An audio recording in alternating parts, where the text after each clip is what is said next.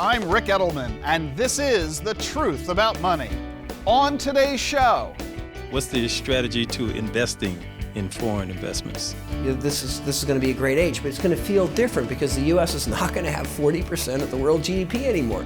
I'm looking for some advice on how to begin saving for that business plan and starting that business and still managing my own financial situation. All right, well, whoa. Slow down, Tex. Way wrong answer! I'm going to be an old lady who's going to need lots of health care. It's just how my luck's going. That's all coming up right here, right now on The Truth About Money.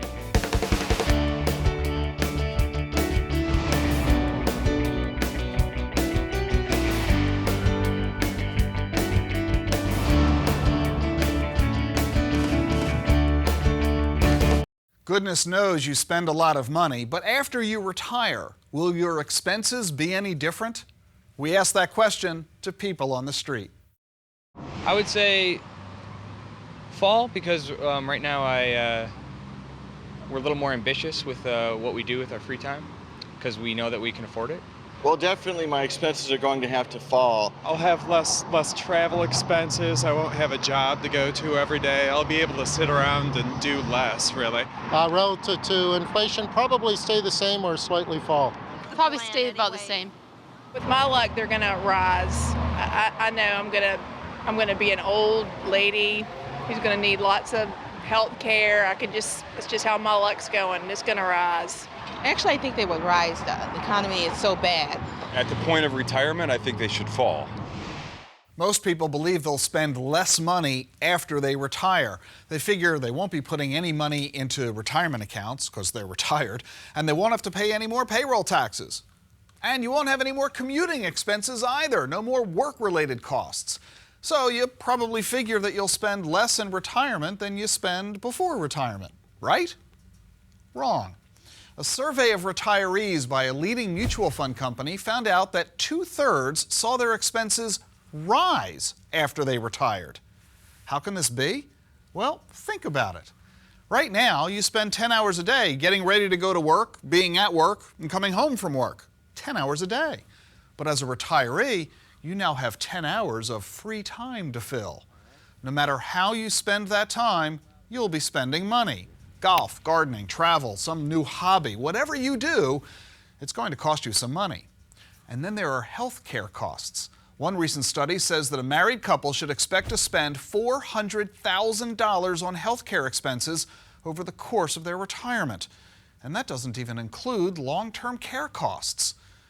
So, you might not be spending a lot of money on commuting expenses, but you will be spending money on something else. And that's why a major research firm says that compared to what you spend now, you may very well find yourself spending more in retirement, not less. Plan accordingly and start saving. And if you're already saving, start saving more. They say you can never find a cop when you need one, but if you've got financial questions, a camera crew is always nearby. Hi, Rick. I have a question. I am starting a new business. It's the first time I've ever started a new business. It's a small market. I'm looking for some advice on how to begin saving for that business plan and starting that business and still managing my own financial situation. America was founded on entrepreneurship, and if you really want to achieve the most that the markets have to offer, it's by owning and starting and running and growing your own business. But be careful, the vast majority of businesses fail, and it's predominantly because of a lack of capital. You need to make sure that you have plenty of money, not only to run your business, but to support yourself while your business is growing until it's able to start paying you a salary. So make sure that you have plenty of cash. And I'll just give you one fundamental truism that applies to entrepreneurship. Your business will spend twice as much money as you think it'll spend, and it will take twice as long as you think it'll take before it starts earning a profit. So you need to have a lot of capital and a lot of time to nurture that business. And that means you shouldn't quit your day job. See if you can start a business that you can do on the side, evenings and weekends, on your own time, that doesn't interfere with your regular career. That is the safest way to get started. As far as raising that capital, Well, it's called bootstrapping. You raise yourself up by pulling up your own bootstraps. That means you're going to use your own cash, your own debt. You're going to mortgage your house. You're going to borrow on credit cards. You're going to borrow money from family and friends, doing whatever it takes to come up with the cash that you need.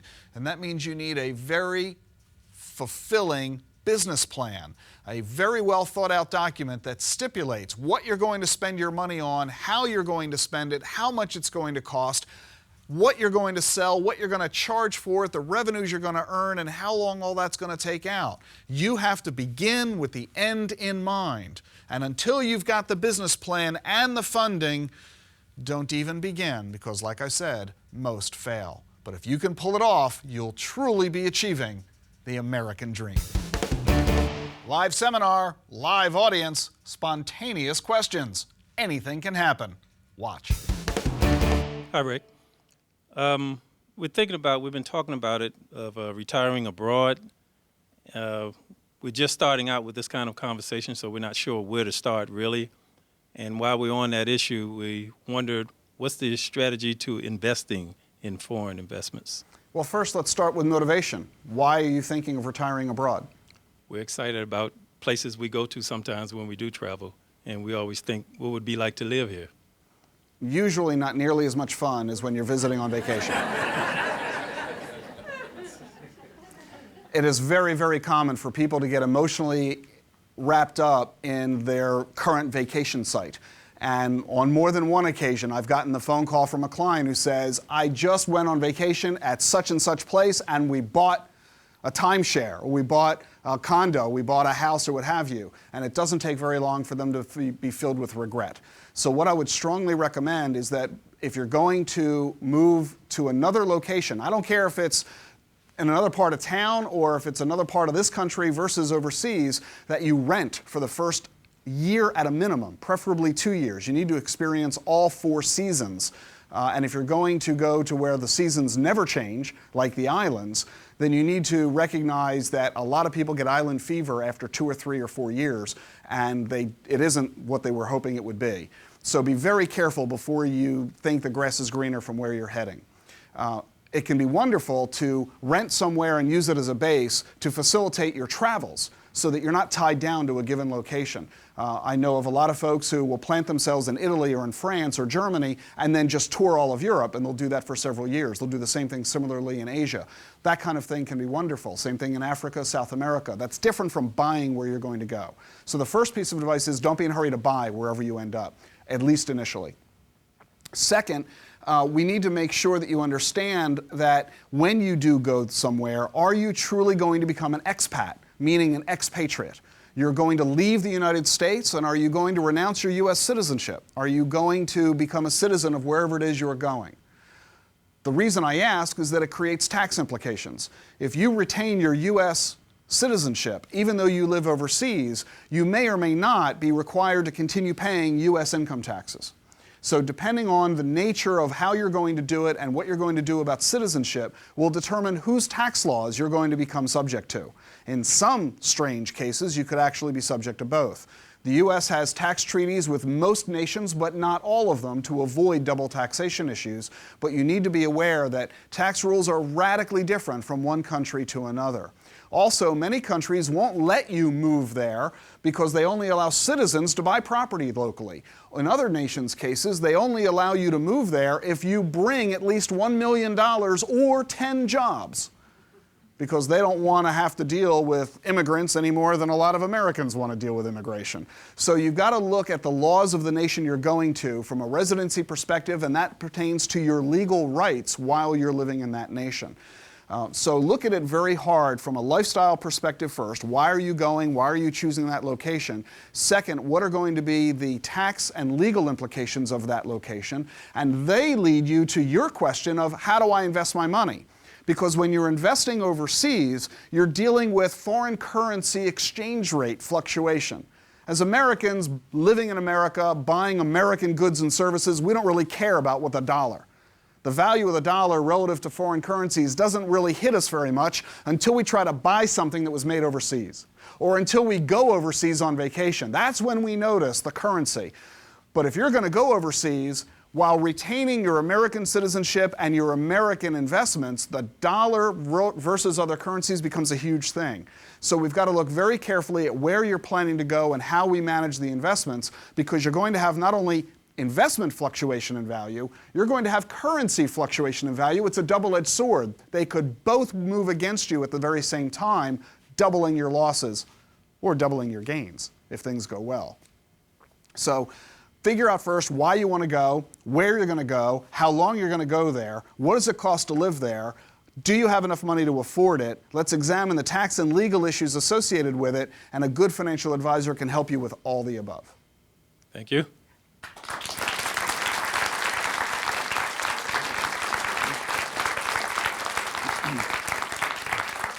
By the way, you still want to do it? A young newlywed couple who primarily they need to establish a rainy day fund first. Is there a base amount or a ballpark amount that they would consider before they would even entertain the thought about investing in mutual funds or any other kinds of investments? I'll give you the process step by step on how to get started. First is to join your retirement plan at work. I don't care what else is going on in your life, retirement is coming one day and you need to be prepared. And although you can pay for college throughout your career and you can pay for your house while you're living in it, you can't pay for retirement while you're in retirement. You must pre-fund retirement. And the sooner you begin doing that, the easier it is to accomplish. So start out with your very first job, your very first paycheck, by contributing to your retirement plan at work to the maximum your boss allows. Second, build cash reserves. At least 6 months worth of spending, as much as 2 years of spending in cash reserves. And after you've done that, now you're ready to take all additional cash and throw that into long-term investing. Okay, thank you very much. So you think you're an expert in the stock market? Prove it. Take our daily quiz. The stock market tells us how the economy is doing right now. True or false? Stay tuned for the answer.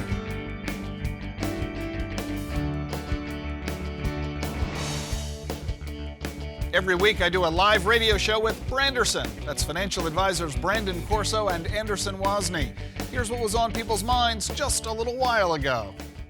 We're heading off to Maryland. Jim, welcome to The Truth About Money. How are you? Hello? Hello, Jim. You're on the air. Thanks for taking my call. Sure.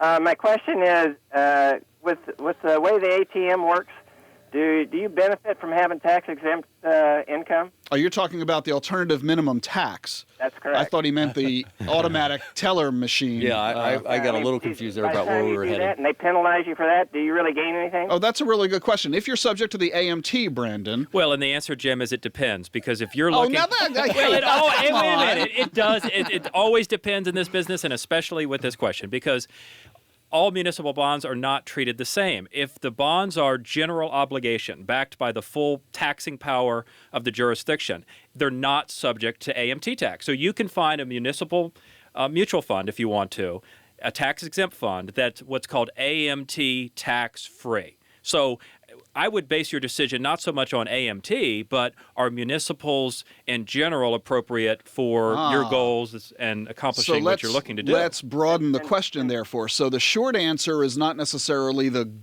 good answer. In other words, the short answer, Jim, yes, you can find munis that are exempt from the alternative minimum tax, but that might lull Jim into thinking, good, I'll go buy them. And you're hitting on the real point. Should you be buying munis in this economic environment? No, I'm not looking at that, but I already had some. But the point is, revenue bonds and generally are taxed AMT subject to that? Correct. It's called a private purpose bond. And you can go to wherever you have your municipal bond or bond fund and ask if it's subject to AMT. Is it private purpose bonds? All right, now did you catch that right there? You're giving this guy great advice, Brandon. You're explaining to him very clearly whether or not a given muni bond is subject to the alternative minimum tax. And you then also said, but wait, I don't think you should be buying these bonds in the first place. Forget about the tax. Right. We have other reasons that you shouldn't be doing this. And his response was, I don't care about that. I just want to know if it's subject to AMT. does this car go 120 miles an hour? Well, yes, it does, but you shouldn't do that. I don't care. I just want to know if it can do it. Sometimes people are going to crash, and no one can stop them no matter what. We're going to take as many phone calls as we can in the next couple of minutes. Off to Scottsdale. Tom, welcome to the program. How are you? I'm fine, thank you. Good morning. How are you, sir? What can we do for you? I'm 67 years old, and I'm not drawing my Social Security. Now, I plan on working another year or two, and I don't need the money now. But what do you think I should do? I mean, they're going to go after these entitlement programs. This deficit's so bad. Yes, I think you're right, Tom, and your question is a very, very valid one. When should you start to take your Social Security benefits?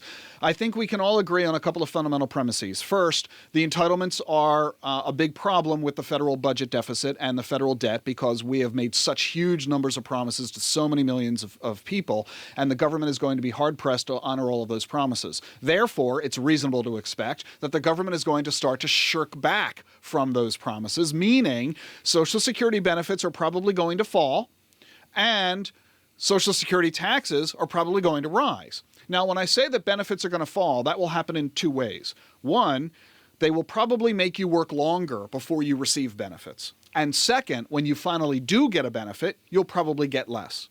And you'll probably find those benefits grow more slowly. They typically grow based on what's going on in inflation. That probably won't happen as much going forward. But having said all of that, let me give you some serious reassurance that Social Security will always exist. So will Medicare, so will Medicaid. These programs are not going away. Don't worry, lying awake at night, that they're gone. It won't happen. But as they change the benefits, as they make people work longer before they get benefits, and as they reduce the amount of benefits provided, keep one very important point in mind. The changes will impact the most the people who are the youngest. It's not a panic situation. We're not in a dire circumstance. So, Tom, I would not recommend that you take benefits while you're still working, because if you do, much of those benefits will be lost to taxes. Wait until you retire. If you're planning to retire in a year, take the benefits after you retire. Hope that's been of help to you. Thanks so much for joining us. The stock market tells us how the economy is doing right now. False. The stock market predicts how the economy will be doing 6 to 9 months from now. Michael Porter is a professor at Harvard Business School. His theories on strategy and competitiveness are taught in virtually every college in the country. I spoke to him at his office at Harvard University. You're obsessed with competition. Why? Well, I think what we find in looking at countries and societies and industries around the world is that competition creates good things. It creates improvements in quality, features, products, cost, efficiency, and it expands the pie. It creates value. And I'm always looking for where that positive dynamic of competition is working, and where it's not working, I try to think about how we could create it. Competition works really, really well when you have a good set of rules. And some people call them regulations. It's just rules of the game. And if you have good rules of the game, like you can't subsidize, or you can't distort, or you can't monopolize. If you have good rules of the game, then competition produces its magic. But if you don't have those rules, then you can have a competition that actually undermines the interest of society. Does an effort to win, to be competitive against your competition, does that cause companies to sometimes bend rules, do underhanded things, disserve the customers and communities they're supposed to serve? It can, and again, it all depends on the rules. One of the reasons the U.S. has been so successful over the years is we've had the toughest rules on competition. Is that a trend you see changing, or is that the way? There tend to be long cycles here in terms of the prevailing sentiment, and I think hopefully the cycle is shifting in the other direction. But I actually have a great concern right now that there's too much M&A going on. Mergers and acquisitions. Yeah, and too much consolidation of industry. If you have too few very large players, they have less incentive to really compete. And what they why lower your prices if you're the only guy selling the product? Exactly. And if there's only 2 or 3 people, then they'll get it that nobody should be cutting price. But if there are 5 or 6 people, one of those 5 might say, gee, I could win if I cut the price and the other guys will let me do it. When you have 2 or 3, that doesn't happen. So in effect, what happens is you get higher prices and higher margins. And yet we are seeing an awful lot of mergers and acquisitions going on. We're now setting a record over the past several years, and that is going on. And what we're talking about here is at the very macroeconomic level, globally as well as industrially. Right. And yet you've written in one of your books, Competitive Strategy, the notion of the bargaining power of consumers. How, in the face of everything going on, can consumers have any bargaining power at all? Well, I think that's a great question, and we know that consumers need to put pressure on companies in order to drive them to improve. And there's been one gigantic discontinuity that's been the offset for the consumer against the consolidation and mergers and acquisitions of the producer side, and that's the internet. And what we've created is all these new distribution channels, all these new ways for consumers to get information, all these ways in which you can go into a store and go down the aisle and then go on your screen and see whether that price is equal to the other price. And that's happened in quite a variety of other industries. So I think one of the reasons that inflation has been held down over the last decade or so is partly because this greater information of the consumer. What advice, what action steps, what strategies would you want to convey to our audience? Well, I think, first of all, we're in a global economy now, and we have to stop having a sort of U.S.-centric view of business or of investment opportunities. And I think, many of your viewers ought to make sure that they're investing in the rest of the world, not just in the U.S., that they're sensitive to which U.S. companies are doing well in penetrating global markets, not just to the names that they see at home, selling products and services. So I think that's point number one. Point number two, consumers have a profoundly important role to play in actually improving our economy and our competitive system, and that's by being good consumers and tough consumers and well-informed consumers. So I would say that you're not only benefiting yourself, but doing our whole system a service by behaving and thinking that way and doing your homework and accessing information and shopping wisely. You sound fundamentally pretty optimistic about the future. I am. I'm optimistic about America, and I'm optimistic at the macro level about this global economy that we've miraculously created over the last 20 or 30 years, because it creates an expanding pie. And as these other countries do well, we have hugely more opportunities here in America, but we have to get ourselves a bit better prepared in some areas to deal with that global economy, and probably the most important of those areas is in terms of our skill level and our training level and our education level. And if we can raise our bar, this is going to be a great age, but it's going to feel different because the U.S. is not going to have 40% of the world GDP anymore. That's the wrong goal. Instead, I think we will be able to have a tremendous period of continued growth in our standard of living if we could just kind of keep focused on those basic truths. So fundamentally, we're not going to have 40% of GDP, but so what? So what? Michael Porter, thank you so much. Thank you, Rick.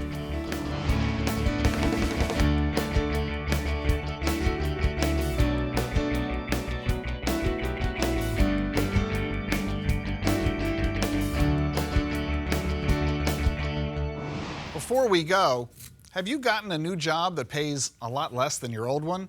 Make sure you adjust your new lifestyle to reflect your new lower paycheck. You might even need to sell your house and downsize to smaller quarters. Or maybe you need to cancel a vacation or cut back on hobbies or other activities. Too often, people continue living a lifestyle they can't afford after their income changes, and that sets the stage for financial disaster. Make sure your current lifestyle matches your current income, and a financial advisor can help you figure it all out. And that's the truth about money. I'm Ric Edelman. Thanks for watching.